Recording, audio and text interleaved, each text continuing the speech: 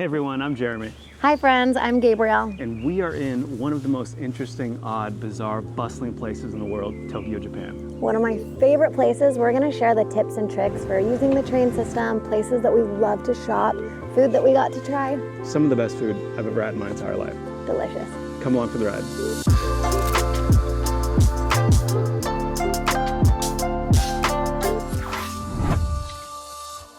Hello friends, welcome. We just arrived in Kyoto from Tokyo. Stay tuned because we're definitely going to make a video about Kyoto. We just arrived and we already love it, but now we want to tell you about our time in Tokyo. Our 4 days were magical.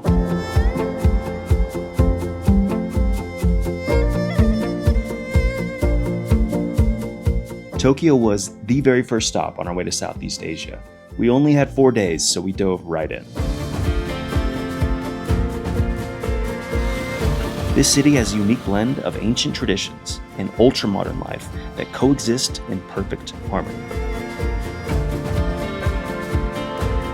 The culture shock of it is what I live for. It is the biggest culture shock I've ever experienced in my life in really simple and big ways. Yeah, stepping here, it feels like a totally different place. This place is wild. First off, everything is just remarkably clean. Sparkling clean, like kind of annoying. We're like, what are we doing so wrong in the United States? It's a huge, bustling metropolis, but it's clean. I literally feel like you could eat off the floors. That's how clean it is. But it's confusing because it's perfectly clean, yet there's garbage cans nowhere. Yeah, everyone does such a good job of maintaining the city. They take pride in living here, and they do not litter. They don't litter. Yeah, I feel like they take pride in their city, which even if you're in a convenience store or anywhere you're at, regardless of what position someone is working, they all seem to care so deeply about their jobs. Yep. And it makes you feel really taken care of. There's like a formality to it that like takes a while to get used to, but you just get the sense that they're never above their job. They take time and care to like package up your orders and hand them to you and give you like a warm greeting and farewell. And that's like really special.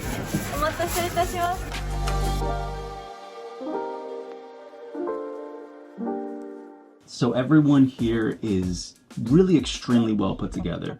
There's no shabbiness, there's no sweats and hoodies or pajama bottoms. It doesn't happen here. Like everyone's either very well dressed like in a business setting, or they have like super trendy fun style, wouldn't you say? This is not sweats culture. But I'm telling you, the style is so fun. Have fun with it here. This is a place to like really experiment with your style. Mm-hmm. Not that I did, because I tried to pack light. She tried, she did not succeed.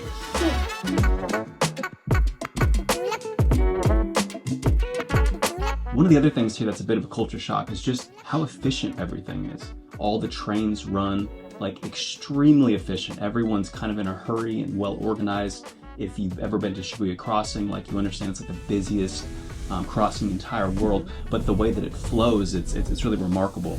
Yeah, and the restaurants are run so efficiently too. Generally, when you walk into a place, there's like a little machine that will take your order for you, and they print you a ticket. It's adorable. You'll sit down, and then up on a screen, it'll tell you when your order is ready, and then you'll take the ticket up to the window. They'll give you your food. So simple.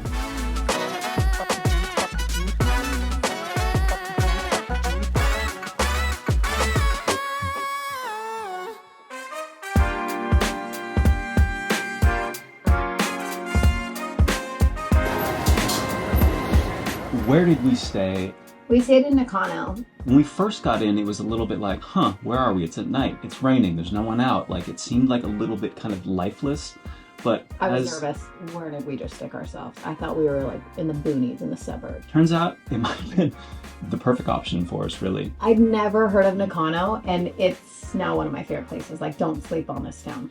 The Nakano area is not touristy at all. Like it feels very like down to earth compared to most of the places that we visited. I don't think I saw a single tourist while we were there. No, I don't think so. Like I've never felt less Asian in my entire life. It was a cool feeling, like not to be around all of the glamour and the flash and the big giant high rises, and it's so close to all of that, yet it's got more of like a hometown feel. Nakano Sun Mall is connected to Nakano Broadway. So basically it's a covered mall. You go in and it's restaurants, it's treats, it's clothes, it's games, it's cosmetics, it's jewelry, it's everything. And then it's connected to Nakano Broadway, which we'll get to. But the actual best part is that while you're in this mall, there's these tiny side streets. I thought I was in a movie. You know, when you were little and you'd watch movies about Tokyo and they're like going through these little side streets? That's what it looked like. I'm also just a big fan of Japanese decor and Japanese writing, and it wasn't like old, ancient. It was just like iconic Tokyo movies. Right, yeah. I don't know how to describe it was like dimly lit and it had all these lanterns everywhere, and it just had like a vibe that resonated with us, at least. A lot of young people just out enjoying their friends. Like every single restaurant was packed. Every single restaurant. Yeah. We just walked up and got dumplings at one of the places. There's a pork bun that was just like, there's all this steam coming out of it that just like drew us in.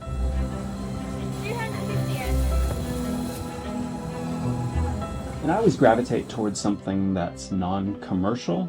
And around like these bigger malls, you're going to see these big brands and advertisements and whatnot. You'll see none of that along these little side streets.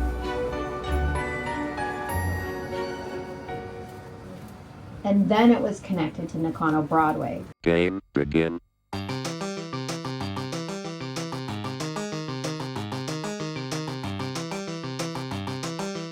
Nakano Broadway is like a subculture hub for anime lovers, with shop after shop filled with like manga and anime and collectibles and figurines.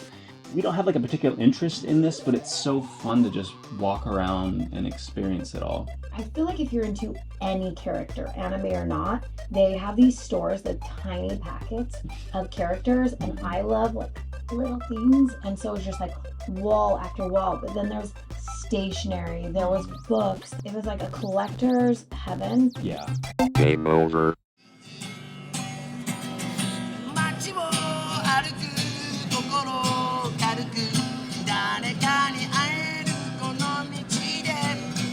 Also attached to Nakano Sun Mall was a really cool guitarist. And we sat there for a little while and like we listened to him, and he was a lot of fun. Like every time someone would give him a little tip, he would throw his guitar up in the air. It was just a vibe. It was a really good time. He was really talented. I liked him because he was an entertainer and he knew how to play to his crowd, and it was fun because people stood around and watched and hung out, which I like, because in a culture where people are not continually like talking and chatting with each other, it was nice to see that like they vibe with that. So let's talk about Shinjuku. I think Shinjuku. Shinjuku. I don't think it's Shinjuku. Is it Shinjuku? Shinjuku. So let's talk first about Shinjuku. Oh, Shinjuku. Shinjuku. Shinjuku. I'm closer than you are. You said Shinjuku. It's No, I didn't. Shinjuku.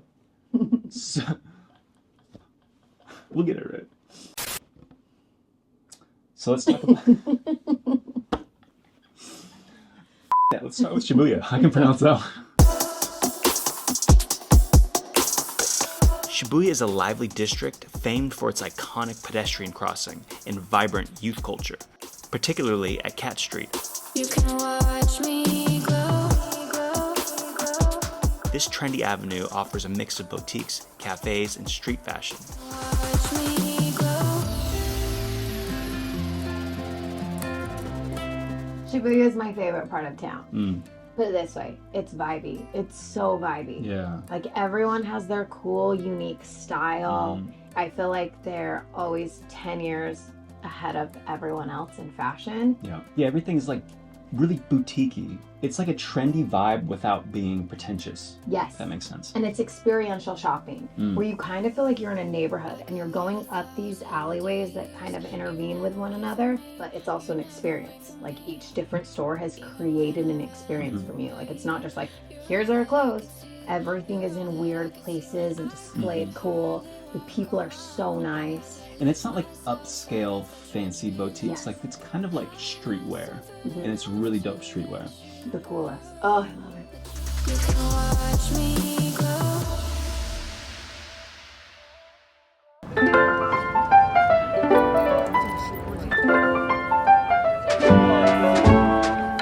Bizarre Moment award goes to this guy walking 22 dogs down a main street in Shibuya.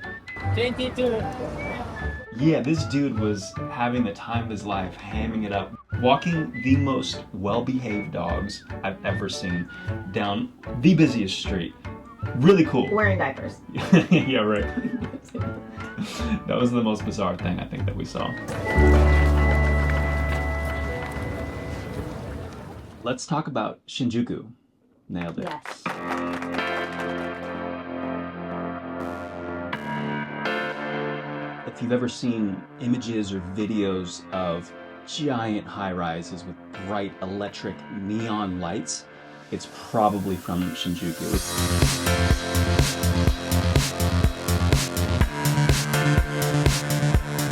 It's kind of like the Times Square of Tokyo. That's how it feels, at least to us. It does, however, kind of have like a bit of a cheesy, touristy vibe, you know? It's just big. It's just big. It's big, it's bright, it just soaks your eyes in just neon-colored madness. It feels Vegas-y to me. Point blank. It does, yeah, in the best and worst ways. So if you're into Vegas, you're gonna love Shinjuku. But wait, no, there's one street that's amazing.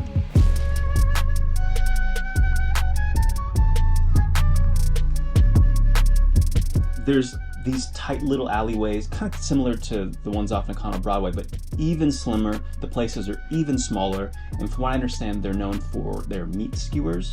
And right outside of there was this Michael Jackson impersonator who was dancing his ass off. My goodness, what a cool show. This dude can entertain. He was so good. Yeah. He was so talented. He was just gliding across the cement.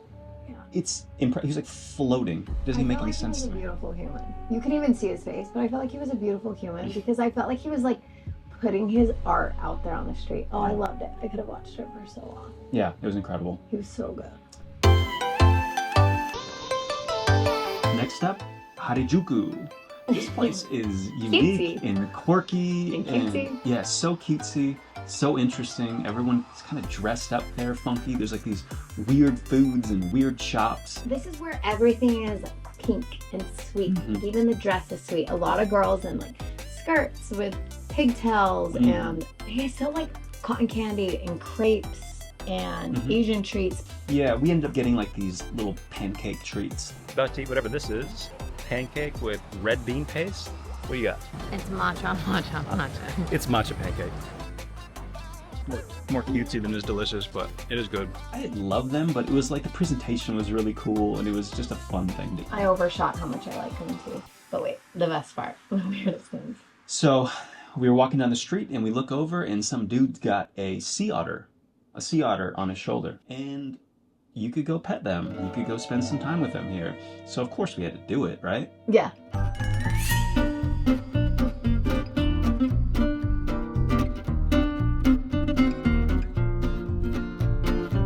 They're so cute. Their hands look like those like smack hands, Yeah. but shrunk to this big.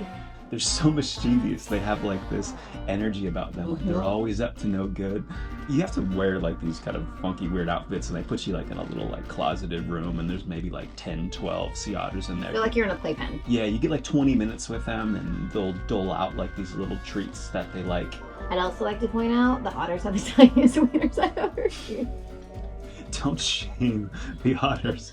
My They're so goodness. cute. They're so cute. Yeah, But they were they'll like give them treats on your head so they'll climb up on you. Like some people were so cute. And the otters would fall asleep because they wanted to cuddle one that was together. fell asleep. Yes, but one girl had two. Sleep on her. You're out there, you're so lucky. And they were really good about here recognizing like you're paying to be here. We're gonna make sure you get to hold an otter. They were hilarious. Yeah. It was worth doing. It was weird, but it was worth doing. So weird just kind of being in there. Like when else are you ever gonna get a chance to like pet some sea otters?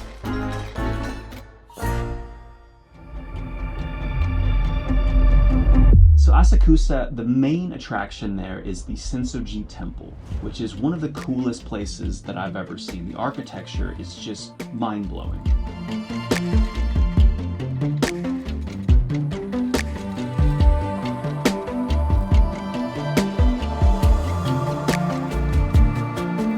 Yeah, it's like this bright red and it just feels like you're in feudal Japan.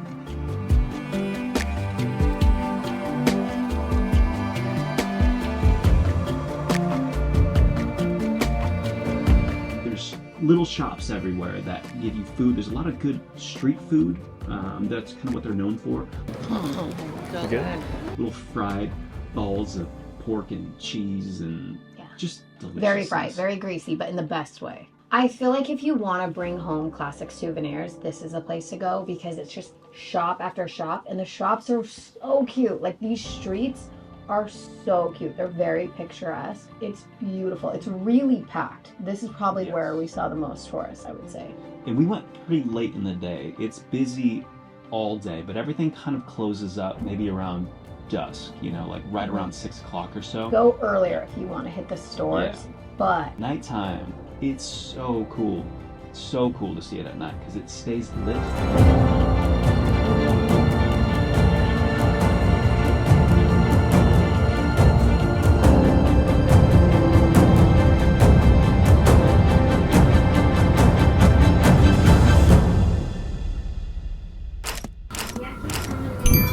First off, the food is so freaking good in Japan. every single thing you're gonna eat will be the best bites you've ever had. 100%. Like the care and attention to detail that they put into everything else, they put into their food, and you can taste the difference. So people go to Japan for ramen, and we went to a place called Ichiran. Ichiran has numerous locations around, and they're just kind of renowned for their ramen. It's quite an experience going in there. So once you get to the end of the line, there's again this machine that you can place your order in, and they'll give you a ticket. And once you get that ticket, you'll stand in another line, and a hostess will bring around like this little card. What's the card for? You'll love this thing because you put like how spicy do you want it, how flavorful do you want it. You're allowed to choose the richness, the texture of the noodles, how much garlic you would like in it, these sorts of things. You can customize your ramen to your specific tastes. And then once the seat opens up, you will be sat down at this little, almost like together. You're still sat together. You are, but you're in this little booth. They open this little thing. You don't see anyone's face. They just Yeah. open it, and I like it because I feel like an animal who's been being given treats. A caged animal. Yes, but it's fun. Yeah, it was a really cool experience, and the ramen was so delicious. I love ramen. Best ramen I've ever had, hands down. That's so good. So, Japan's also known for sushi. Delectable. The best sushi I've ever had, and I've tried every single sushi across Southern California. I So like where did the we go?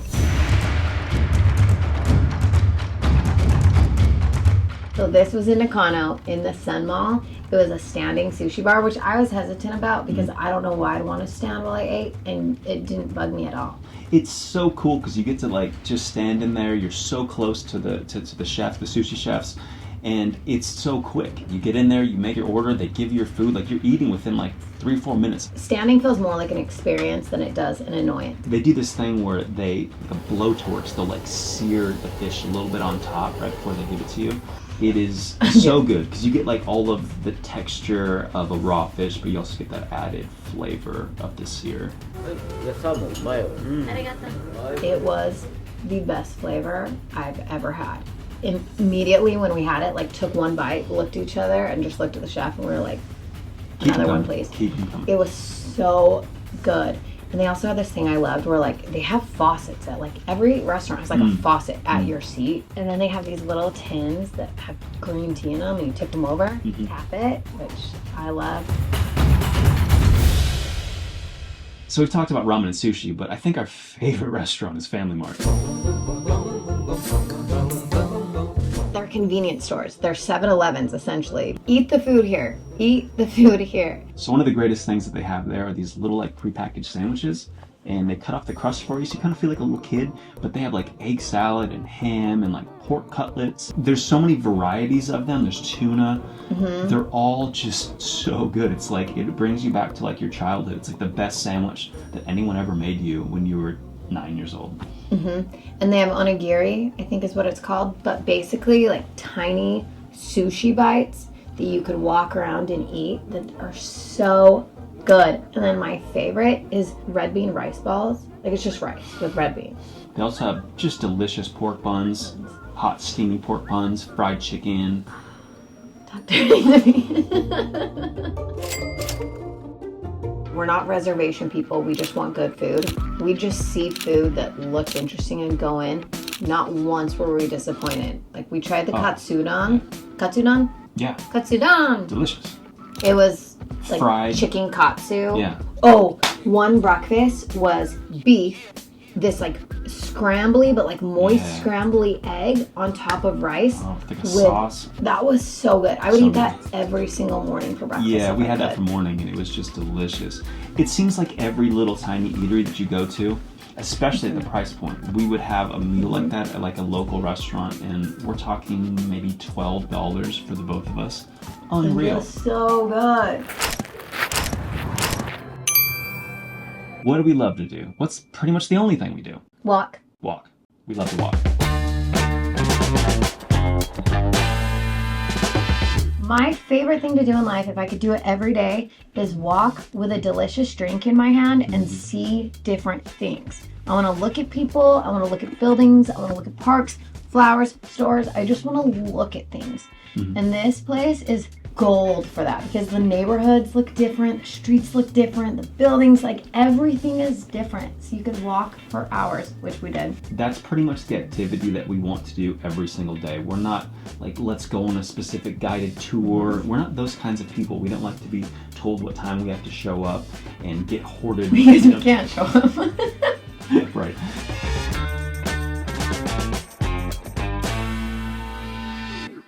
TeamLab was so dope.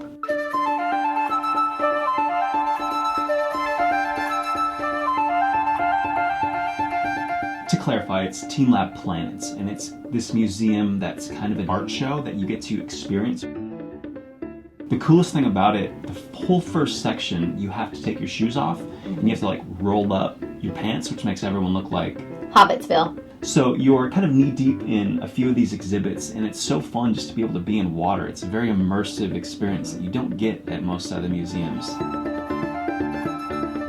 And the different exhibits smell a little different. That's what I love about Japan. They go all the way down through to the scent, like the temperature of the rooms, the textures under your feet.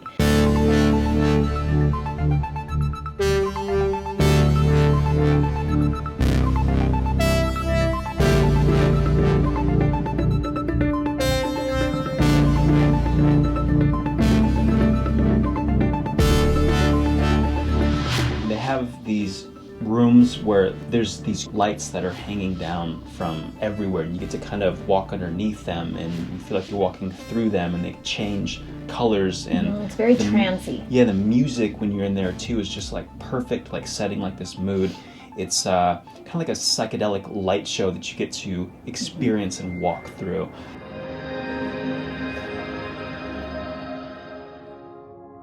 There was this digital display in like a domed ceiling where you felt like you were in space, but like instead of stars, flowers just everywhere. It was so cool. It was such a psychedelic experience.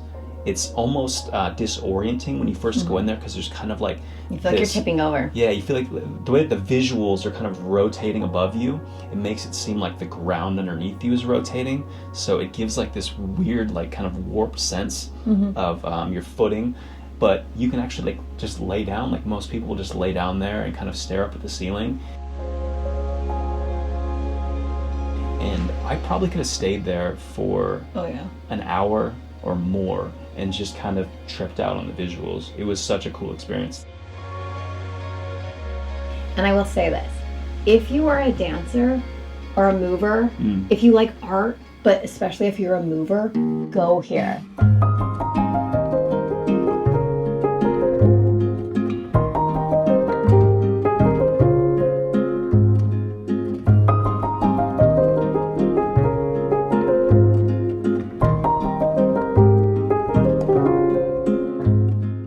It's just so cool. I wanted to dance my way through the entire thing. And we get some really cool videos of Gabe's dancing through it. So good. Yeah. Museum feels good. Like Yeah. my brain, my creativity, my soul felt good there. It is very crowded when you go there, and going through the exhibits you are kind of surrounded by a lot of people, which detracts a little bit from the experience, but there's still like little pockets you can find where you can get like a really cool shot or video of like walking through there. Go to TeamLab. It's awesome. 10 out of 10. Another thing that Tokyo is known for is temples and shrines. We talked a little bit about Senso already, but we also went to a really popular shrine. It's in the middle of a huge park with all of these kind of walking trails that lead up to it and like these just fantastic trees that just surround you.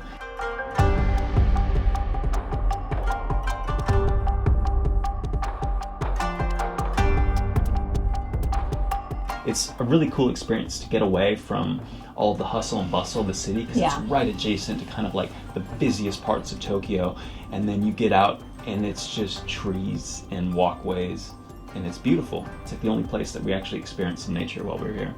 For how busy the park was, I couldn't believe that we could find ourselves on trails by ourselves. I feel like if you get to Tokyo and you're like, this is crazy, or it's your first day, go to this park on the first day because it's really grounding. Like, it calmed like my whole nervous system. Felt like, okay, like we can breathe.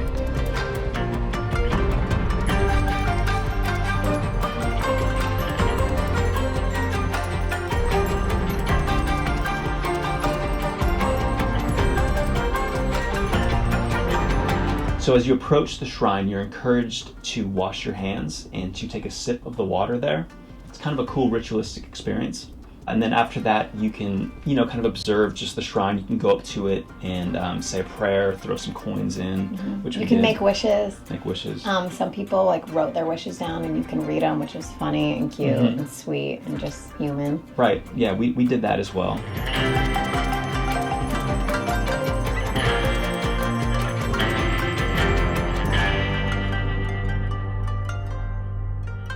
So let's talk about this dog cafe. This is one of my favorite experiences of the week. So this was in Asakura? Nope, Asakusa. Asakusa? That doesn't sound right. Asakusa. Asakusa, that's the one. I was so proud of Asakusa.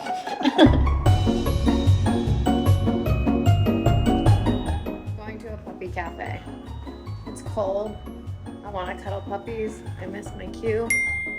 So this dog cafe, we were promised that we were going to cuddle some cute little pups. I think the thing to consider, these animals are around humans all day long. Like, they're not starved for attention. No, clearly not. We went in there.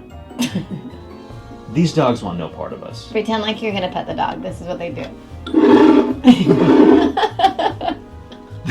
They actively avoided us while we were in there. So we're like sitting, moving from section to section. None of these dogs cared about us. It was hilarious. I laughed so hard I cried because these dogs did not care whatsoever. Yeah. Money to sit around and the dog be disinterested in it. We just paid. Dogs should love humans. They're cafe dogs. They're working dogs. Work a little harder. Gotta earn my money. Come here, bud.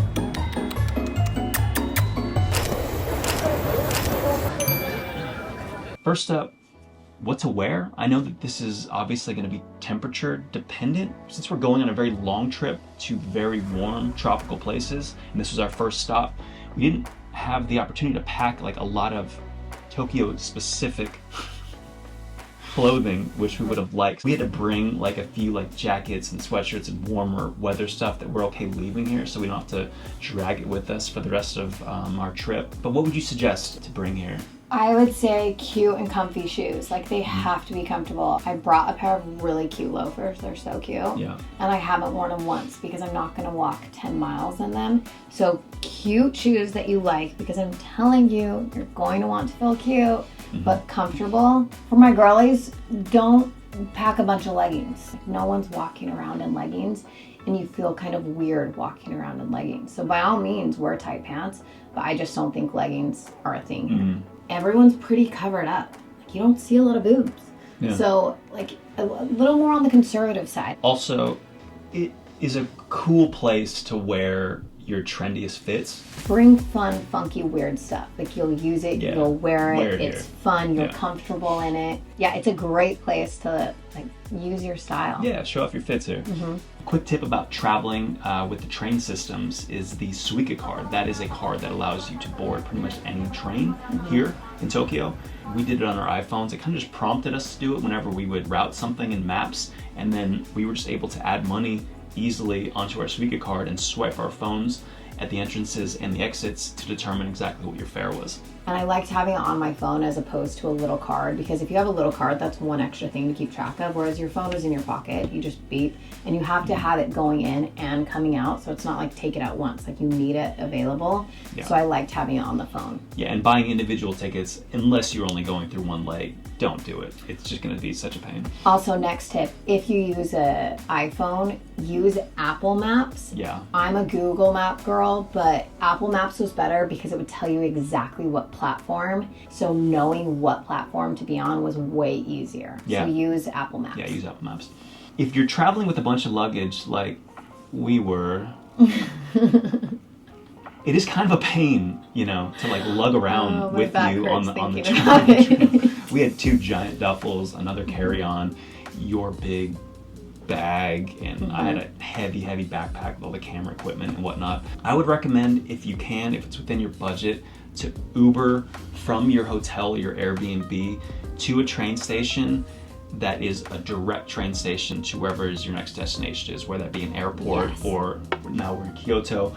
Instead of having to hop from train to train, it's very difficult to hop from train to train in busy stations with all of that luggage. We made that mistake when we first got here, and it was such a pain. Also, they do have baggage delivery services. We didn't use them, but that is a thing here. We're gonna look into it. Yeah, so if you're staying at like your hotel, they'll pick up your bags and transport them either to the airport or to your final destination. So I'm not sure how affordable it is, but it is a thing here, and it seems like a cool option. Also, bring cash with you while you're here. There are quite a few places that do not take credit cards. I got Japanese yen in the States and brought some with us here, which was great. Credit cards are accepted most places. Bigger establishments will take them. Kind of smaller vendors won't. Yeah, bring multiple credit cards, different debit cards. Yeah. Bring your boyfriend's debit. Quick tip on eSIMs while you're here. If you don't want to use your $10 a day cell carrier from the United States while you're here, I use an eSIM. I use AirAllo. I got 10 gigabytes of data for just $9 with AirAllo. I'll link it down below for you, but it worked exceptionally well for me here. How long has that lasted you though? We're 6 days into the trip, and I've only used up maybe 4 or 5 gigabytes of data. So extremely affordable. Long lasting. All right, that's it for this video. What a wonderful time in Tokyo we had. I'm so glad that we stopped. So fun. So glad we stopped So here. fun. Do not sleep on it. All right, join us next time where we talk about our stay here in Kyoto. Arigato. Arigato. I'm so hungry. Can I eat my snacks?